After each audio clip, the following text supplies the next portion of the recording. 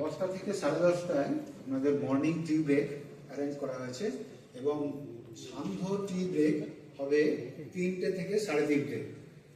12:45 থেকে 1:45-এ হবে হল নম্বর 21-এ lunch break, ground floor institutional ব্লকে, যেটা এই বিল্ডিং এর পাশেই।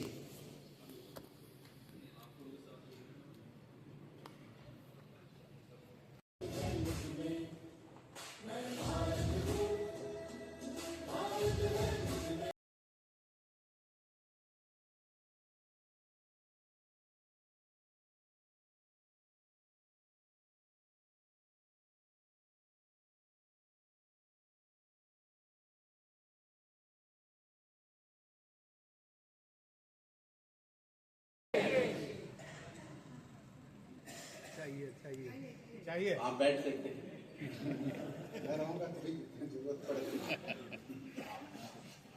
जब आप लोगों से मिलना था तो अचानक मेरे मन में ये विचार आया कि मेरे को इंग्लिश आती है, हिंदी आती है, मलयालम आती है, थोड़ी सी उर्दू आती है, बांग्ला नहीं आती। बांग्ला में 2 वर्ड आते, बोलूं? ভালো আছি।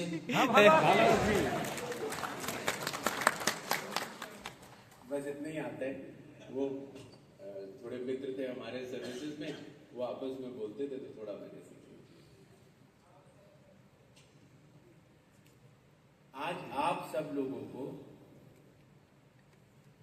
इस इंस्टीट्यूट में बुलाने का एक सबसे बड़ा कारण पता है क्या है? लोग भारत के निर्वाचन आयोग की बात करते हैं, हम किधर बैठते हैं? दिल्ली में।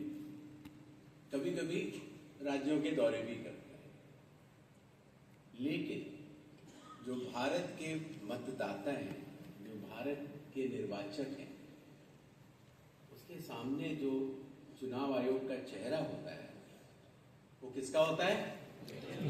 आपका होता है। तो अगर आप के काम करने की शैली, आपके बात करने की मर्यादा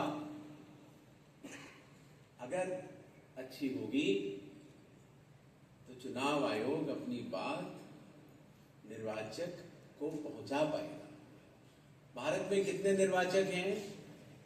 कोई बोलेगा? How many electors are there in India?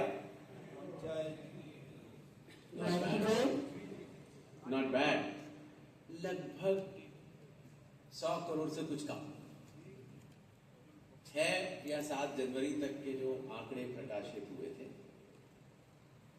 Special summary revision के बाद उसमें 99 पॉइंट सम करोड़ थे। कुछ बढ़ते हैं, कुछ घटते हैं।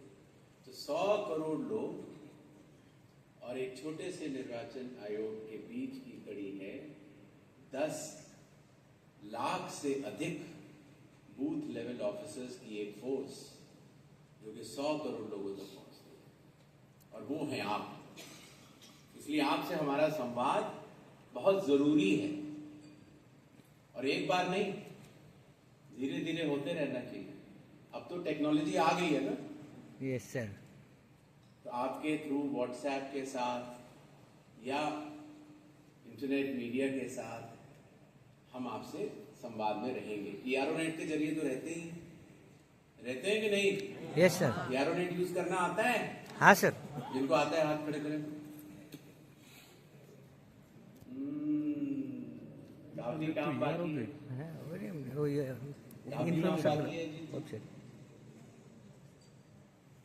यारो नेट एक नाम है और वो दुनिया का सबसे बड़ा निर्वाचकों का डेटाबेस है। 100 करोड़ लोग आप समझते हो ना, छोटी बात तो नहीं होती। और उसमें एक एक नाम, एक एक घर हर बीएलओ द्वारा देखा और परखा गया होता है। एकमात्र डेटाबेस है जिसका सत्यापन, जिसका वेरिफिकेशन हर साल एक बार होता है, हर साल होता है। पर लगभग 1200 लोग होते हैं, 1200 होते हैं ना? हाँ सर। 1200 बूथ अगर निर्वाचक हैं एक बूथ पर, तो कितने घर होंगे एक बूथ पर?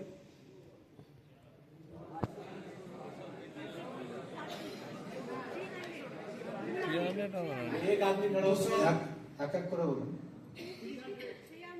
300, तो 300 घर मान के चलते हैं, कहीं ज्यादा होंगे कहीं कम होंगे।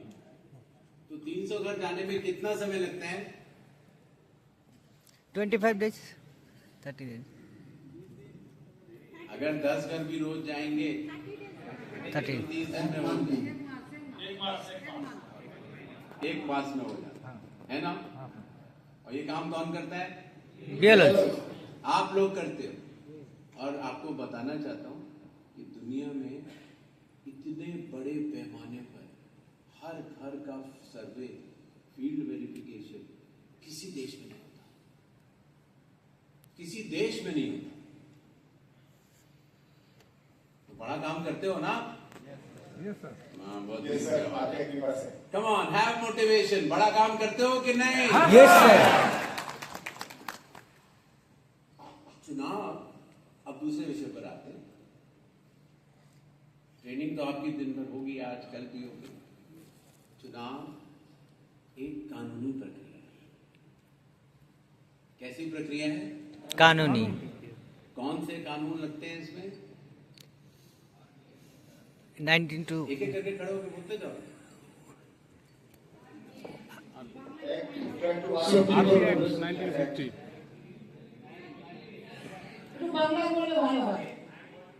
लोक प्रतिनिधित्व कानून 1950, रिप्रेजेंटेशन एक्ट 1950, दूसरा 21 to 25.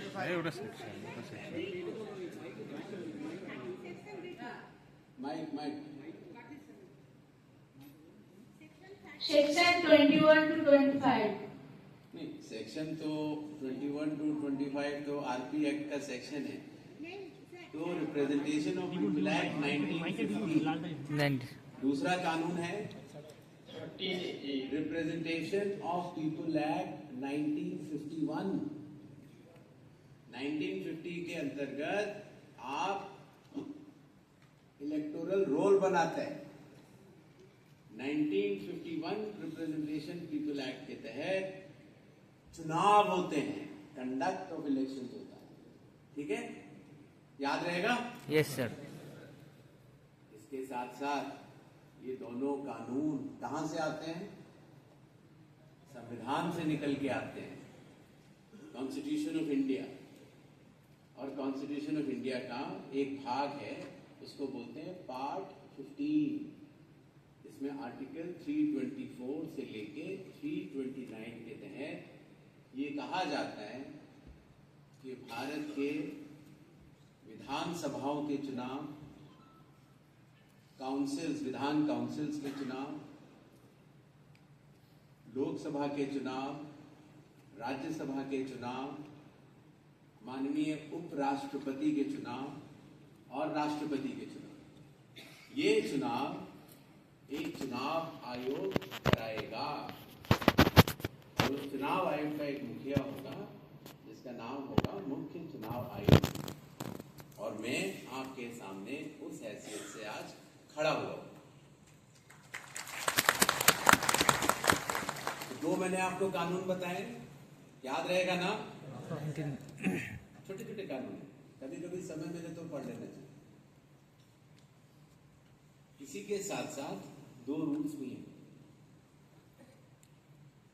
रजिस्ट्रेशन ऑफ इलेक्टर रूल्स 1960 है ना, और the conduct of election rules 1961। ठीक है, संविधान, कानून और नियम, इनके अंतर्गत जब हम चुनाव कराते हैं तो कई बार लॉजिकल सीक्वेंसिंग पूरा करने के लिए चुनाव आयोग मैनुअल, इंस्ट्रक्शंस, गाइडलाइंस और ऑर्डर्स जारी करता है, लिखित जारी। और सारे चुनाव इसी प्रक्रिया से होते हैं। ये बात समझ में आ रही है ना? Yes sir. कई बार आपने सुना होगा, तो कोई बोलता है कि नहीं साहब ये ऐसा कर देना चाहिए, कोई बोलता है कि नहीं ऐसा क्यों नहीं कर रहे हैं। अब समस्या क्या होती है कि उन लोगों ने या तो संविधान नहीं पढ़ा होता, या कानून नहीं पढ़ा होता है, या नियम नहीं पढ़ा होता है, या इंस्ट्रक्शन नहीं पढ़ा होता है, तो बड़ी समस्या हो जाती है। आप लोग फुटबॉल खेलते हो ना? हाँ सर। कई लोग खेलते हो, देखते तो हो। वेस्ट बंगाल में फुटबॉल तो बहुत प्रिय है ना? Yes sir. फुटबॉल खेलते समय आप हाथ का इस्तेमाल नहीं कर सकते, है ना? फाउल हो जाता है, पता है कि नहीं? Yes sir. ठीक है। अगर कोई बोले कि नहीं नहीं नहीं, अरे ऐसा है तो आपको तो हाथ से बॉल पकड़ के गोल कर देना चाहिए, अब ऐसे आदमी को आप कैसे जवाब दोगे? बहुत मुश्किल होता है ना यार। फुटबॉल खेल रहे, फुटबॉल के नियम तो पता होना चाहिए ना? नहीं पता होना चाहिए। बिल्कुल पता ऐसे नहीं। ही जब चुनाव होता है तो चुनाव के नियम तो पता होने चाहिए ना भाई। लेकिन सच बात क्या है, कईयों को नियम पता नहीं होते। एग्जाम्पल दूं? बताओ। Yes sir. चलो वेस्ट बंगाल की कहानी नहीं सुनाते, किसी और स्टेट की सुनाते हैं। ठीक। तो किसी और स्टेट में एक नैरेटिव शुरू हुआ कि साहब वहां पर बीएलओज ने सबने मिल के डुप्लीकेट कुछ लाख वोट बढ़ा दिया। सुना है कि नहीं? Yes sir. बंगाल में और वो वोट बढ़ गया, इसका वजह से एक पार्टी जीत गया, एक पार्टी हार गया। सुना है ना? Yes sir. क्या ऐसा हो सकता है? नहीं हो सकता। क्यों नहीं हो सकता, ये मैं आपको बताता हूं। आपको पता होगा लेकिन फिर भी मैं बताता हूं। इलेक्टोरल रोल में अगर नया नाम जोड़ना है तो कौन सा फॉर्म इस्तेमाल करते हैं? फॉर्म 6। वेस्ट बंगाल, क्या बात। और अपना नाम अगर इंक्लूजन या डिलीशन करना है तो कौन सा करते हैं? फॉर्म 7।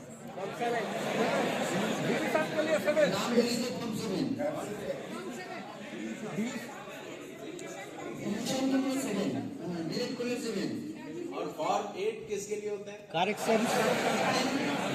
करेक्शन शिफ्टिंग के लिए। तो ये चीज ट्रेनिंग में आएगी, ये आपको लोग बताएंगे, है ना? तो जब भी ऐसा कोई फॉर्म होता है तो बीएलओ साहब क्या करते हैं या बीएलओ मैडम क्या करते हैं? बीएलओ मैडम उसको वेरीफाई करते हैं ना? घर जाते हैं ना, चेक करते हैं ना? चेक करने के बाद आप उसको रिकमेंड करते हो ना? यस और नो? Yes sir. हर बूथ पर एक बूथ लेवल ऑफिसर होते हैं, हर बूथ पर बूथ लेवल एजेंट रखने का भी प्रावधान है। Yes sir. हर पॉलिटिकल पार्टी एक बीएलए रख सकता है ना? Yes sir. अगर बीएलओ साहब या मैडम ने गड़बड़ किया तो उसके ऊपर क्लेम्स एंड ऑब्जेक्शंस बीएलए साहब फाइल कर सकता है ना? Yes sir. इन दोनों को, बीएलओ साहब का रिकमेंडेशन जो भी हो और बीएलए साहब का ऑब्जेक्शन जो भी हो, दोनों देखने के बाद उसके नाम में ये चेंज, इंक्लूजन या डिलीशन जो भी होना है उसका निर्णय कौन लेता है? ईआरओ साहब लेते हैं। तो ईआरओ साहब है इधर? Yes sir. आप बताइए तो। ईआरओ ऊपर में खड़े हो जाइए।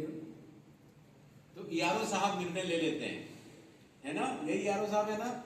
Yes sir. मान लेते हैं आप सबके ईआरओ वाले, ठीक है? अब उसके बाद क्या होता है?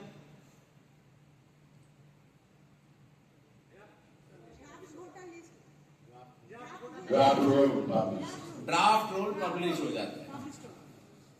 उसके बाद क्या होता है? Final role. चेक करके वो एक आदमी बोले ना, कम से कम 7 डेज का समय आपको देना होता है। कम से कम, चेक करने के लिए उससे ज्यादा दे सकते हैं लेकिन 7 से कम नहीं। उसके बाद क्या होता है, फाइनल इलेक्टोरल पब्लिश हो जाता। DRO साहब उस फाइनल लिस्ट को साइन कर देते हैं, यही ना। हाँ सर, उसके बाद क्या होता है,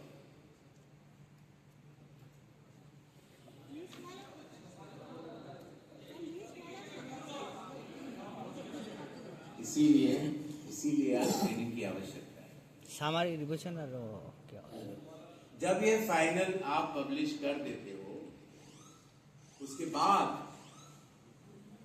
शुरू होता है आरपी एक्ट 1950 का सेक्शन 24। 19 अगर कोई ये बोलता है कि ERO साहब से गलती हो गया, 20 BLO साहब से और BLA साहब मिल गया, ERO साहब मिल गया, गलत कर दिया, तो आप अपील दे सकते हो। आप नहीं, कोई भी इलेक्टर उस बूथ का कोई भी आदमी अपील दे सकता है कि ये चीज गलत हो रहा है, सेक्शन 24A। और किसको अपील दे सकता है, DO को नहीं, डिस्ट्रिक्ट मैजिस्ट्रेट को। दोनों होते लगभग एक ही हैं। कोई DM साहब आए, थोड़ा खड़े हुए, तो DM साहब के पास अपील जाता है। अगर किसी ERO ने गलती किया और किसी आदमी को ये शिकायत है कि मेरा इलेक्टोरल रोल में सही से चेंज नहीं हुआ या इंक्लूड नहीं हुआ या डिलीट हो गया, तो वो अपील किसको दे सकता है, डीएम साहब को। खड़े DM साहब, आज हम सबके DM है, आप DM साहब को अपील दे सकता है। बात समझ में आ गया। हाँ Yes. सर, अब DM साहब ने भी मान लीजिए गलत निर्णय ले लिया, मैं सेटिस्फाइड नहीं हूं, तो मैं क्या करेगा, चीफ इलेक्टोरल ऑफिसर को भी DM साहब के आदेश के खिलाफ अपील दे सकता हूं। ठीक बात है। हाँ Yes. ठीक बात है। इसके बाद होता है चुनाव। ये जो फाइनल लिस्ट निकलता है ना, जो चुनाव को देते हैं, जब अपील कोई नहीं आता है तो फिर वो लिस्ट दे देते हैं, प्रिसाइडिंग ऑफिसर्स को चला जाता है, पॉलिटिकल पार्टीज को चला जाता है कि भाई इस पर चुनाव होना है। ठीक बात है। Yes, sir. अगर वेस्ट बंगाल में या महाराष्ट्र में या किसी और स्टेट में, वेस्ट बंगाल का बात, वेस्ट बंगाल में कितना अपील है लगभग पता है कितना है? नहीं सर, 0। कितना अपील है? 0। और लोग क्या बोलता है अखबार में, इलेक्टोरल रोल ठीक नहीं है, इसमें ऐसे लोग बढ़ जाते हैं, इसमें ऐसे लोग घट जाते हैं। अरे भाई उनको पता नहीं है मेरा BLO लोग अच्छा काम किया है। एक अपील नहीं है। बोलिए DM साहब, कितना अपील है आपके पास? पूरा वेस्ट बंगाल में किसी कलेक्टर के पास एक भी अपील नहीं। आपके CO के पास एक भी अपील नहीं। करेक्ट। yes. इसका अर्थ क्या हुआ कि मेरा BLO लोग अच्छा काम किया, दैट इज वन। दूसरा अर्थ क्या हुआ, कहीं आग होती है ना तो धुआं निकलता है, हाँ तो आग नहीं है, धुआं निकलता है बस, है ना। इलेक्टोरल रोल ठीक नहीं है, कुछ इधर से तो बढ़ा दिया, कुछ उधर से घटा दिया, कोई हमको हरा दिया, कोई हमको जिता दिया। आप लोग एम्पायर हो, आपका काम किसी को हराना जिताना तो नहीं है ना। नहीं। आपका काम बड़ा सीधा है, ये सर, ये मैडम, ये बच्चा, ये बेटी, ये हमारा बूथ के इलाके में रहता है, ये 18 साल के ऊपर का है, ये भारत का नागरिक है और इसका वोट बनना चाहिए। अब वो किसको वोट करेगा आपको नहीं मालूम। वो जब बूथ के अंदर जाएगा, जब चुनाव होगा तो EVM में कौन सा बटन दबाएगा आपको नहीं मालूम। आपने कोई भी ऐसा आदमी मतलब लेडी ऑल्सो, है ना, ऐसा व्यक्ति जो भारत का नागरिक हो, ये संविधान में लिखा है, मैं नहीं बोल, जो 18 साल के ऊपर का, आर्टिकल 326, और जो अनसाउंड माइंड का नहीं हो, उसको छोड़ देते हैं, कॉम्प्लेक्स होता है।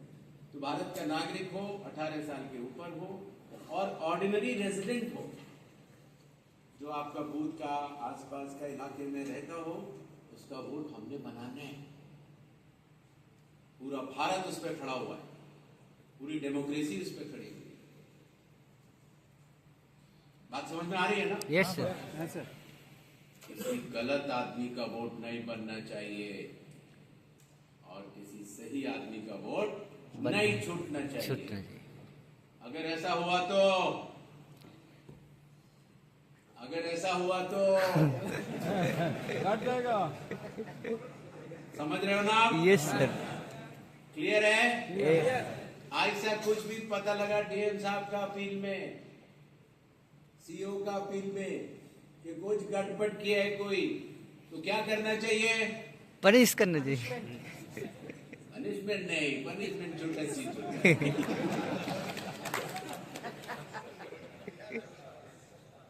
देखो, इंडियन डेमोक्रेसी के आप सरदार है ना? आज मेरे को आपके ऊपर विश्वास है ना? है सर। यस। आपको भी मेरे ऊपर है ना? Yes sir. विश्वास तो नहीं तोड़ना चाहिए ना? बिल्कुल नहीं। ईमानदारी से वोट बनाओ, जिसका वोट बनता है बनेगा, जिसका नहीं बनता है नहीं बनेगा। बात करता पीरियड, सिंपल, बड़ा सिंपल सा काम है। उसमें प्रॉब्लम क्या होता है?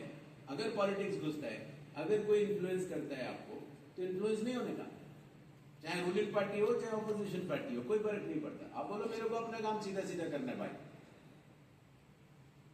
वरना आप तो जो करोगे वो करोगे।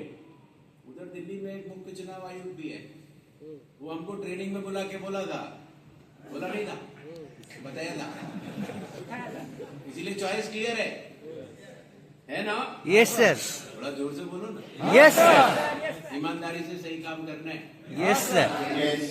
ये ट्रेनिंग के लिए एक बहुत बड़ा हिस्सा है। ट्रेनिंग में हम आपको नियम पढ़ा सकते हैं, कानून पढ़ा सकते हैं, रूल पढ़ा सकता है, ऑर्डर पढ़ा सकता है, लेकिन जो ईमानदारी। आपस का विश्वास है वो तो मेरे को आपसे जीतना पड़ेगा ना, है ना? Yes sir. फीलिंग है ना, उस फीलिंग के लिए आपको बुलाया, इसीलिए मैं आया था कि आपको पता होना चाहिए कि आप किसके लिए।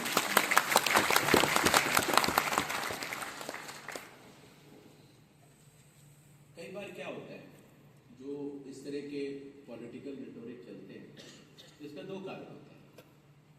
एक तो ये होता है कि उनको सच बात पता है कि अपील दे सकते थे, हम नहीं दिया, पहला अपील भी नहीं दिया, क्लेम्स एंड ऑब्जेक्शंस भी फाइल नहीं किया, सेकंड अपील भी नहीं दिया, लेकिन ऐसा बोल देते। बोलने से क्या होता है, लोग सोचते हैं कि अरे तो पूरा मशीनरी गड़बड़ है। हमारा डिफेमेशन होता है ना, अगर कोई बोले इलेक्टोरल रोल ठीक नहीं है, तो मेरे दिमाग में आता है कि वहां का कलेक्टर कौन है, वहां का ईआरओ लोग कौन है, उधर का बीएलओ लोग कौन है, जरा लिस्ट मंगाओ तो ये गड़बड़ क्यों किया, ऐसा लगेगा ना? पब्लिक के मन में ये भाव आएगा ना? आएगा। तो जो लोग ऐसे बोलता है उसका दो कारण हो सकते हैं। एक कि वो आपको प्रभावित करना चाहते हैं, दूसरा उनको पता ही नहीं कि ऐसा अपील भी होता है, उनको पता ही नहीं है कि क्लेम एंड ऑब्जेक्शन देना चाहिए भाई। दोनों में से कुछ भी हो सकता है ना, लेकिन सच क्या है पता है? दूसरा वाला पता ही नहीं है। मेरे पास पॉलिटिकल पार्टी का डेलीगेशन लोग आते हैं, तो हम उनसे पूछते हैं, वो बोलता है साहब इलेक्टोरल रोल तो सही करना चाहिए, देखिए साहब ऐसा हो जाता है। मैं बोला हाँ ये बात तो ठीक है, इलेक्टोरल रोल तो सही करना चाहिए, इसमें तो कोई शक नहीं और मेरा जिम्मेदारी है।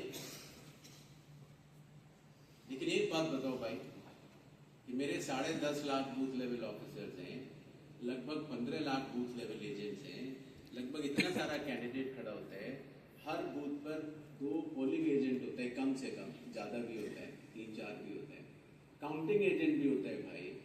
आपका पॉलिटिकल पार्टी का इतना लोग ग्राउंड लेवल वर्कर है, फिर जानते हैं क्या जवाब मिलता है? अरे वो तो लीगल प्रोसेस है साहब, पूरा चुनाव लीगल प्रोसेस है, पूरा चुनाव। आप एक एक चीज जो करते हो, हर चीज या तो कॉन्स्टिट्यूशन ऑफ इंडिया से आती है, या रिप्रेजेंटेशन ऑफ पीपल एक्ट से आती है, या रूल से आती है, और या कमीशन के रिटन ऑर्डर से आती है। पूरा चुनाव लीगल प्रक्रिया है। सच बात यह है कि लोगों ने पढ़ना छोड़ दिया। ये आरपी एक्ट 1950 कब बना था? 1950 में, राइट? यस है ना? हाँ सर। अब वो 1964 में बॉर्न हुआ था भाई, आप उनसे 14 ईयर्स पहले बना था, हमने बनाया था। लेकिन देखिए, पता ही नहीं। तो ये भी आपकी जिम्मेदारी है कि जब आप किसी बूथ लेवल एजेंट को मिलो ना, तो यहां से ट्रेन होके जाओगे ना, तो उसको पूछना कि भाई आप लोग बोल रहे हैं हम रोल से नहीं बनाए, क्या बात करते हैं भाई? इधर घर घर जाते, सब लोग का टेंट्रम देखते, किसी से कैसे सच निकालते, किसी के घर में घंटी बजा के जाते, कहीं वेलकम का फीलिंग होता है, कहीं नॉन वेलकम का फीलिंग होता है कि नहीं? हाँ सर। और उसके बाद हम लोग इतना मेहनत से उस पार्ट का एक रोल बनाते, और आप बोल रहे हैं कि हम इधर करते हैं उधर करते हैं। हम कुछ नहीं करते भाई, इधर उधर तो वोटर करता है, बटन दबाते हैं, उसको पकड़ो, मेरे को नहीं, मेरे को नहीं। बूथ लेवल एजेंट के ऊपर हार या जीत दोनों का छिकरा फोड़ने से कुछ नहीं होएगा। बूथ लेवल ऑफिसर अपना काम किया, इलेक्टोरल रोल दिया, आप अपील नहीं दिया, फर्स्ट अपील नहीं दिया, सेकंड अपील नहीं दिया, वेस्ट बंगाल में दोनों जीरो है, पता है ना? दोनों जीरो है। कभी इलेक्टोरल रोल जो छपा हुआ है आपका, इसका मतलब क्या हुआ? 100% करेक्ट है। किसी को एतराज है तो अपील दो ना भाई, आज भी देने का। 6 जनवरी से लेके आज क्या तारीख हो रहा है? अभी भी अपील नहीं आया है।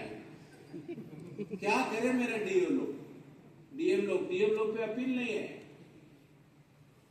ये बात आपको समझना है, समझ गए ना? एक चीज और, पहले लोग मेरे को बोलते थे कि बीएलओ लोग बहुत जूनियर लेवल लोग होता है, उनको बहुत मतलब उनको इतना ज्ञान नहीं होता है, इसीलिए इलेक्टोरल रोल अच्छा नहीं बनता है, इसीलिए प्रॉब्लम होता है, उनको लिखना पढ़ना नहीं आता है, ऐसा लोग मेरे को बोलते थे। लेकिन मैं भी तो अपने गांव जाता हूं ना, जब गांव जाता हूं तो मैं भी अपने बीएलओ को मिलता हूं, और मेरे को ये समझ में आया कि आजकल का जो बीएलओ है ना, बहुत पढ़ा लिखा है भाई, बहुत पढ़ा लिखा है। पहले लोग बोलते थे कि बीएलओ साहब लोग या मैडम लोग का ड्रेसिंग अच्छा नहीं होता है, वो बोलने का तरीका अच्छा नहीं होता है। लेकिन मैं जानता हूँ कि मैं जब भी अपने गांव जाता हूँ तो मेरे को बीएलओ लोग तो बहुत पढ़ा लिखा, बड़े प्यार से बात करने वाला, बहुत ज्ञानी लोग मिलता है, नॉलेज है उसको। लेकिन लोगों के मन में क्या है? बीएलओ लोग अरे बहुत छोटे होते हैं। इसीलिए हमने आपको ट्रेनिंग के लिए दिया है। हमने कहा कि बीएलओ सब जब संग आएंगे तो सबको पता लगेगा कि बीएलओ एक बहुत स्ट्रॉन्ग ग्रुप है हमारा, वो हल्का ग्रुप नहीं है।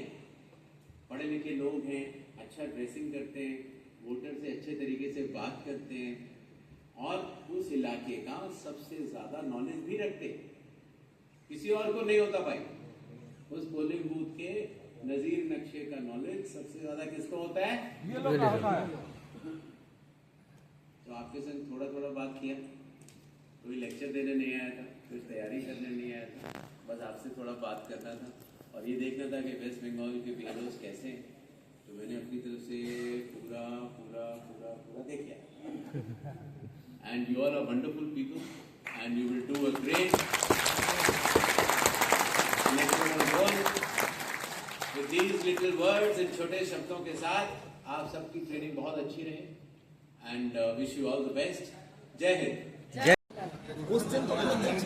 ফিলাপ ফর্মে এটা আসেনি, কে জানে আরেকটা ছিল,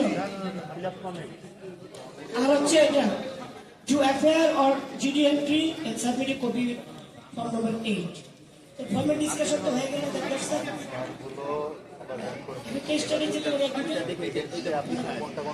ওই যে আপনি কোর্টে থেকে আপনারা করেন